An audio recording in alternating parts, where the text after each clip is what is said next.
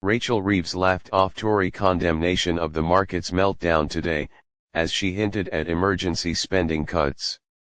The Chancellor was berated for leaving Britain in a mess as she faced the Commons after returning from her controversial trip to China. Politicians queued up to demand answers on the extraordinary hammering the UK has been taking from traders, with the pound sliding against the US dollar and interest on government borrowing spiking. But Ms. Reeves could be seen joking with Angela Rayner and other ministers on the front bench as she was told her huge budget tax raid is to blame.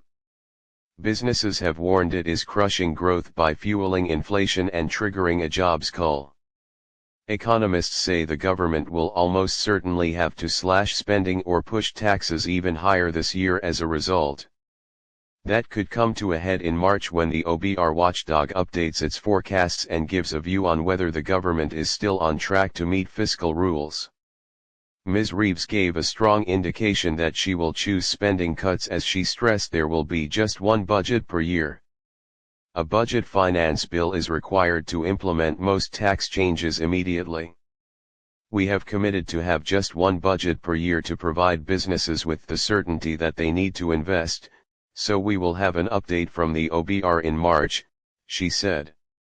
We have set out the fiscal rules that we will balance day-to-day spending with tax receipts and we will get debt down as a share of GDP within the forecast period, and we will continue at all times to meet those fiscal rules. Shadow Chancellor Mel Stride said in the House, "The Chancellor has been away, so let me update her on the mess she left behind.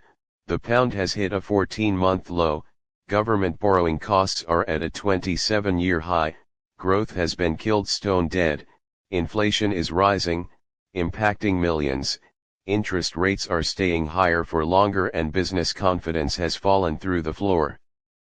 The party opposite talked down the economy, the crippled businesses with colossal tax rises, breaking all their promises. "This is a crisis made in Downing Street," he added. While the government was losing control of the economy, where was the Chancellor? Ms. Reeves told MPs, "We have seen global economic uncertainty play out in the last week. But leadership is not about ducking these challenges, it is about rising to them.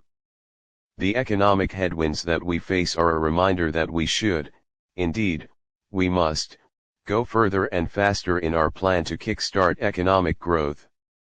Ministers were offered some relief this morning as better news from the Middle East helped calm markets, with gilt stabilizing and the pound clawing back a little ground on the dollar.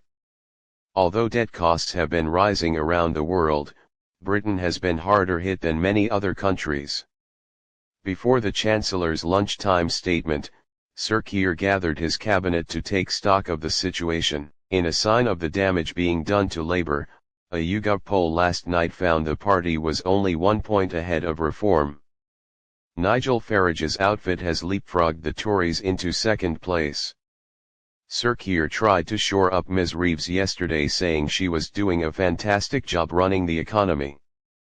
But that only sparked a fresh bout of speculation, as he dodged on whether she would stay in her job for the rest of the Parliament.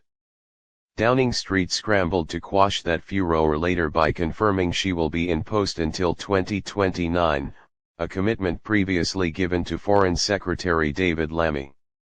Number 10 was also forced to voice full confidence in City Minister Tulip Siddiq, who is facing growing pressure over corruption allegations which she disputes, but which are now being examined by the PM Sleaze investigator. Labour's inaction and indecision is worsening this market turmoil of their making. They must urgently get a grip on their plans, he added.